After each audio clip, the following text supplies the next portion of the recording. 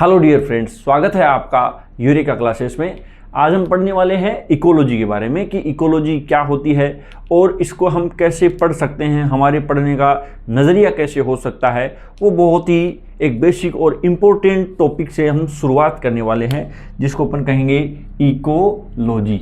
Ecology क्या है?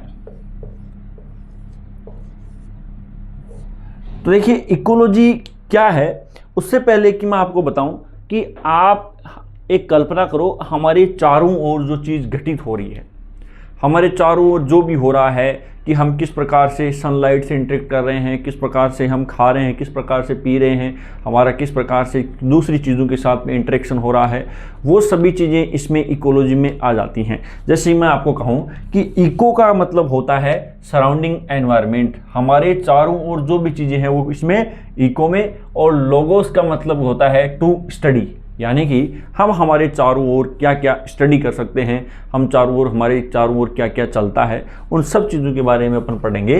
तो देखिए, मैं आपको एक छोटी सी बात से शुरुआत करता हूँ।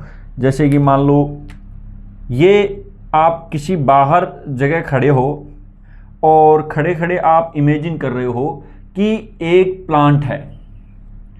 ये मान लो क्या है, एक प्लांट है, और इस प्लांट के चारों ओर क्या क्या हो सकता है।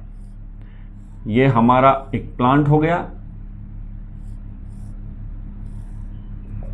इस प्लांट के चारों ओर क्या क्या हो सकता है, जैसे कि मान लो यहां सूर्य भी है और सूर्य से सनलाइट आ रही है, यानी ये सन है, लाइट आ रही है।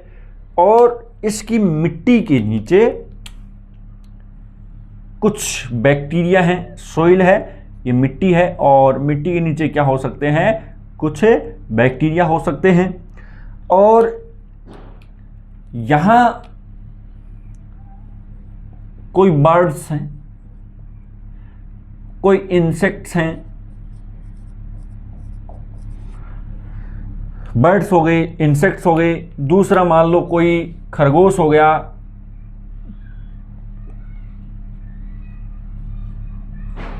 खरगोश हो गया, या फिर मान लो हम भी हो गए, हम भी बैठे हैं साहब, हम क्या दिक्कत है। और यहाँ इस पेड़ पर फल भी लगे हुए हैं। यहाँ एनवायरनमेंट से बारिश भी हो सकती है।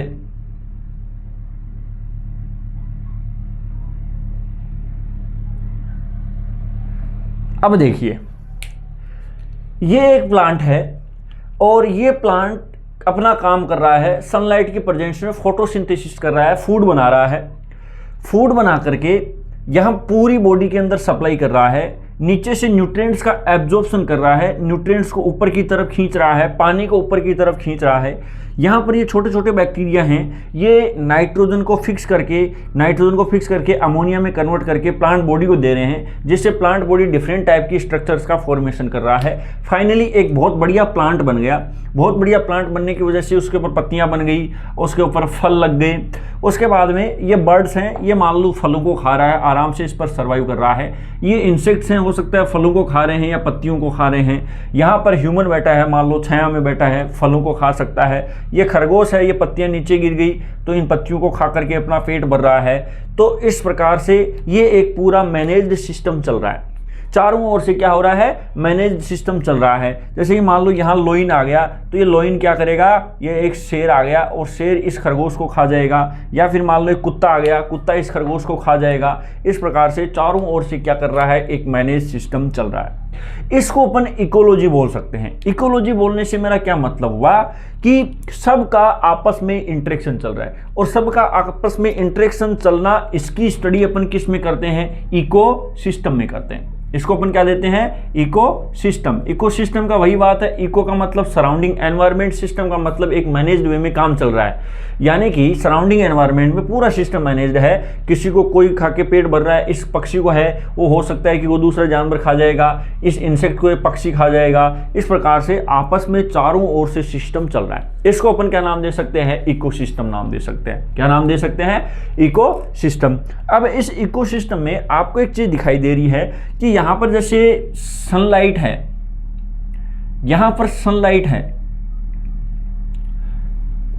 सनलाइट है तो यहाँ का टेम्परेचर भी है, कोई फिक्स टेम्परेचर है, और यहाँ रेनफॉल है, अमाउंट, पानी की अमाउंट कितनी है, वाटर की अमाउंट कितनी है, और इस चारों ओर एनवायरनमेंट है। इसका मतलब यहाँ पर CO2 है, उसकी कोई ना कोई अमाउंट तो होगी, और भी कोई क्लाइमेटिक कंडीशन है, नमी है, कोई मिट्टी की क्वालिटी है,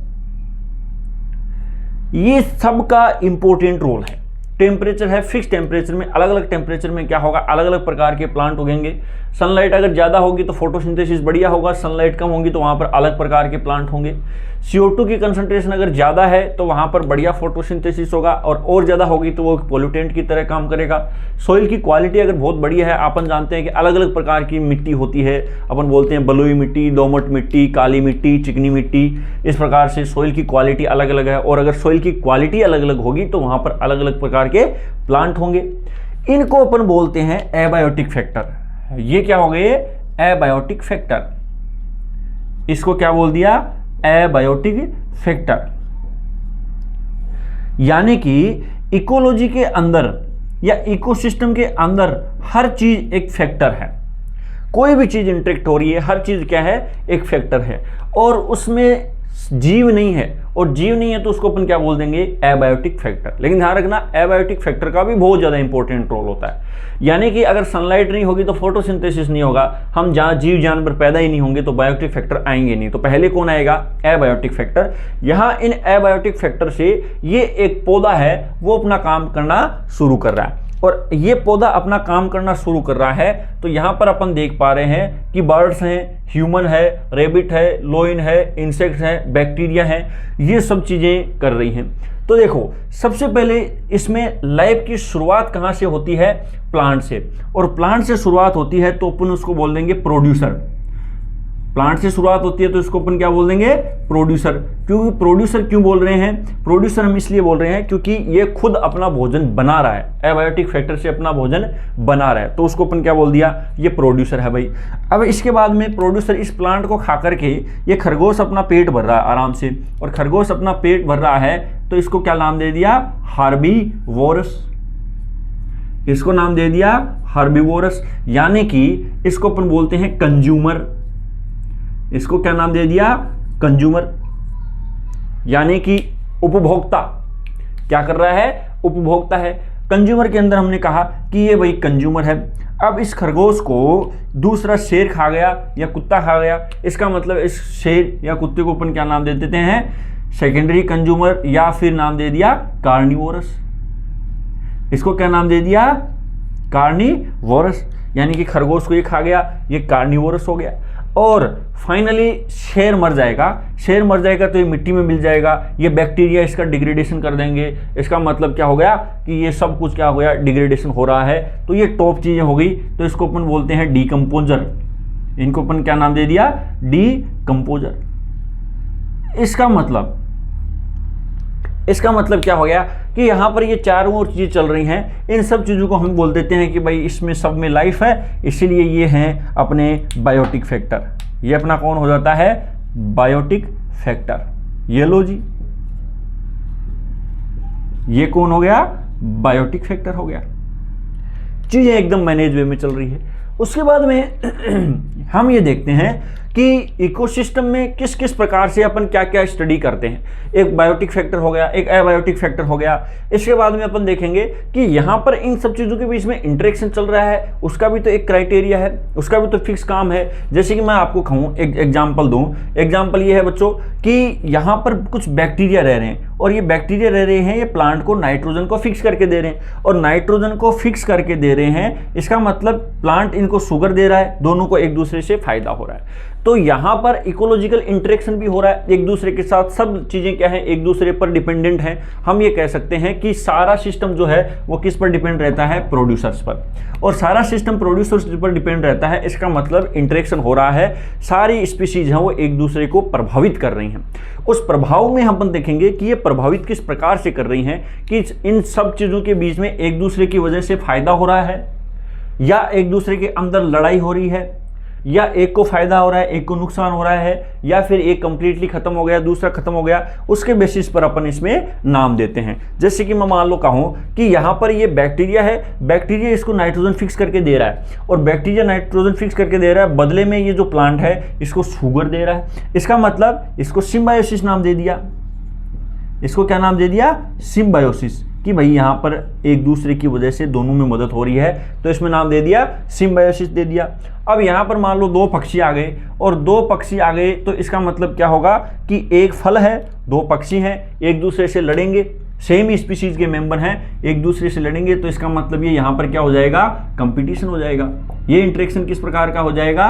कंपटीशन का इंटरेक्शन हो जाएगा।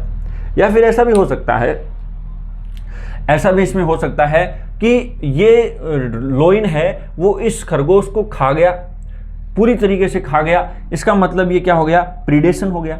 इसको क्या नाम देते हैं? प्रीडेशन नाम देते हैं। प्रीडेटर शिकार कर गया, तो इसका मतलब ये क्या हो गया? प्रीडेशन हो गया, ये प्रीडेशन हो गया। दूसरा इंटरेक्शन क्या हो सकता है कि जैसे कि ना तो फायदा है और ना नुकसान है, या फिर ऐसा हो सकता है कि एक आदमी है, फल पक गया नीचे गिर गया, आदमी ने उसको उठा करके खा लिया। प्लांट का तो कोई नुकसान हुआ नहीं उसमें, क्योंकि ये वैसे भी सड़ने वाला था, लेकिन इस आदमी का पेट भर गया। मतलब क्या हुआ? देखो, मतलब ये हुआ, सीधी सी बात है, मतलब ये हो गया कि यहाँ इसको तो कोई नुकसान नहीं हुआ और ना ही इसको कोई फायदा हुआ, लेकिन आदमी का पेट भर गया, आदमी को फायदा हो गया। इसको अपन बोलते हैं सहभोजिता, या फिर बोलते हैं कमनसेलिज्म। इसको क्या बोलते हैं? कमनसेलिज्म। ये यहां पर क्या हो गया? कमनसेलिज्म हो गया। यहां पर ये प्रीडेशन हो गया।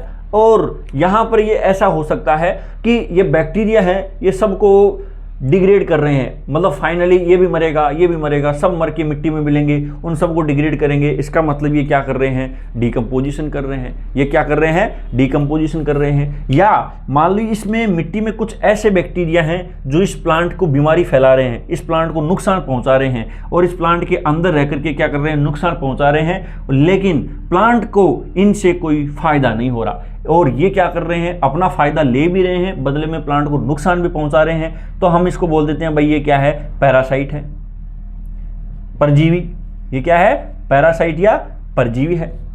तो इस प्रकार से अपन क्या देख पा रहे हैं कि अपन खड़े खड़े बस एक आराम से एक पौधे को एनालिसिस कर रहे हैं, और पौधे को एनालिसिस करके उसके चारों ओर का एनवायरनमेंट देख पा रहे हैं। एनवायरनमेंट में अपन सारी चीज़ें फील कर पा रहे हैं कि ये बायोटिक है, एबायोटिक फैक्टर है, बाकी और कोई चीज़ें इसमें हैं, जैसे कि मान लो किस प्रकार का इंटरेक्शन हो रहा है। आप आराम से बैठ करके वहाँ पर फील करो कि किस किस प्रकार से क्या क्या चीज़ें चल रही हैं। आप ये देखो कि सनलाइट आ रही है, उसकी पत्तियाँ फोटोसिंथेसिस कर रही हैं, खूब बढ़िया धूप है तो वहाँ पर स्टोमेटा खुले होंगे, और स्टोमेटा खुले होंगे तो वहाँ से पानी निकल रहा है, ट्रांसपायरेशन हो रहा है, वाष्पोत्सर्जन हो रहा है। आप इसमें कल्पना कर पा रहे हो कि मिट्टी के नीचे बढ़िया पानी है, और बढ़िया पानी है तो प्लांट नीचे से क्या कर रहा है? पानी को खींच रहा है, और उसमें खींच कौन रहा होगा? इसका फ्लोएम। ऊपर फोटोसिंथेसिस हो रहा है, फोटोसिंथेसिस होकर के ये नीचे की तरफ आ रहा है, इसका मतलब ये जाइलम ये काम कर रहा होगा। बैक्टीरिया इसके अंदर नाइट्रोजन का फिक्सेशन करके दे रहा होगा। यहाँ पर कुछ पक्षी हैं आराम से टहनियों पे इधर उधर टहल रहे हैं, वहीं पर आपको कुछ पक्षी आपस में लड़ते हुए दिखाई दे सकते हैं, वहाँ कंपटीशन हो रहा है। आप आराम से छाया में बैठ के रिलैक्स हो रहे हो, बैठे बैठे पका हुआ फल खा रहे हो, और पका हुआ फल खा रहे हो, इसका मतलब आपका भी किस प्रकार से इंटरेक्शन है। इस प्रकार से आप चारों ओर से देख पा रहे हो कि किस किस प्रकार की क्या क्या चीज़ें हो रही हैं, कौन कौन यहाँ पर रह रहा है। एक पक्षी है, पक्षी इस पेड़ पे घोंसला बना के रखा है, और पक्षी घोंसला बना के रह रहा है, उसने वहाँ पर ही रिप्रोडक्शन किया, वहाँ पर ही बच्चे पैदा किए, और वहाँ पर ही बच्चों को न्यूट्रिशन दिया। मेल और फीमेल आराम से अपना जीवन यापन कर रहे हैं। इसका मतलब ये उसके लिए घर हो गया, और घर हो गया तो बेस्ट सुटेबल एरिया है, हमने उसको नाम दे दिया कि भाई ये क्या है? हैबिटाट। ये उसका क्या है? हैबिटाट है, यानी अपनी सारी आवश्यकताएं इसी पेड़ से पूरी कर रहा है। यहाँ घोंसला भी बना के बैठा है, रिप्रोडक्शन भी किया है, इसके बच्चे भी हैं, सारा सिस्टम यहाँ पर, तो इसका क्या हो गया? ये हैबिटाट हो गया। इस प्रकार से हम इकोसिस्टम को आराम से खड़े होकर के फील कर सकते हैं कि किस प्रकार से क्या क्या चीज़ें चल रही हैं, क्या क्या चीज़ें नहीं चल रही हैं। आपको कुछ भी पढ़ने रटने ऐसा कोई ज़रूरी नहीं, बस इसको क्या करो, एक तरह से फील किया जाता है कि किस किस प्रकार से क्या क्या चीज़ें चल रही हैं। तो अपन बाकी इकोलॉजी की क्लासेस में इन्हीं चीज़ों की स्टडी करेंगे, कुछ बेसिक टर्मिनोलॉजी की स्टडी करेंगे, कुछ कुछ साइंटिस्ट ने क्या क्या बातें कही और ये चीज़ें एक्चुअल में क्यों चल रही हैं। आप कुछ बहुत सारी चीज़ें ऐसी हैं जो हमारे आसपास चल रही हैं लेकिन हमको पता नहीं है, इसकी जानकारी नहीं है कि भाई ये ऐसी चीज़ें क्यों चल रही हैं, ये क्या है। लेकिन अगर हम अच्छे से इकोलॉजी पढ़ते हैं और आप घर से बाहर कदम रखो, कदम रखते ही आपको हर चीज़ के पीछे लॉजिक दिखने लग जाएगा कि ये चीज़ ऐसी है, इसका मतलब इसकी वजह ये है, ये चीज़ इस प्रकार से चल रही है, इसका मतलब इसकी वजह ये है। तो इसका मतलब क्या होगा कि आप इकोलॉजी के अच्छे जानकार हो गए। तो यही एक मेरा प्रयास था कि हमें इकोलॉजी को किस प्रकार से पढ़ना चाहिए। मेरा एक बेसिक इंट्रोडक्शन देने का मतलब यही है कि हमें इकोलॉजी को किस प्रकार से पढ़ना चाहिए। हमें सिलेबस ओरिएंटेड होकर के, जैसे कि मान लो हमने सिलेबस देखा, हमें ये टॉपिक पढ़ना है, वो बाद की बातें हैं, वो तो पढ़नी है, लेकिन हम इकोलॉजी को किस प्रकार से फील कर सकते हैं ये चीज़ मैंने आपको सिखानी चाहिए। आप इकोलॉजी को उठाओ, आप एबायोटिक फैक्टर को पढ़ेंगे, डिटेल में पढ़ते जाओगे, आप बायोटिक फैक्टर को पढ़ेंगे और इनकी वजह से मान लो कोई इंटरेक्शन हो रहा है तो आप इन इंटरेक्शंस को डिटेल में पढ़ते हो। और जैसे कि मान लो इनकी किसी की संख्या ज़्यादा होगी, किसी पर कोई हानिकारक प्रभाव पड़ रहा है तो हम उसको बोलते हैं कि भाई प्रदूषण बढ़ रहा है। जैसे एयर प्रदूषण, हवा में प्रदूषण बढ़ गया, उसको एयर प्रदूषण बोल दिया। यहाँ पानी में प्रदूषण बढ़ गया, उसको अपन ने वाटर पॉल्यूशन बोल दिया। यहाँ पर मान लो मिट्टी में हो गया तो उसको अपन ने कहा मिट्टी का प्रदूषण कर दिया। और यहाँ आसपास में कोई बहुत ज़्यादा अर्बनाइजेशन है, सिटी है और ये इस पौधे के ऊपर बर्ड्स वगैरह आराम से रह नहीं पा रहे, बहुत शोर शराबा पता नहीं दुनिया का और है, तो इसका मतलब वो ध्वनि प्रदूषण हो गया। इसका मतलब क्या कर रहे हो कि आप सारी चीज़ों को फील कर पा रहे हो। यही मेरा इकोलॉजी पढ़ाने का एक पर्पस था।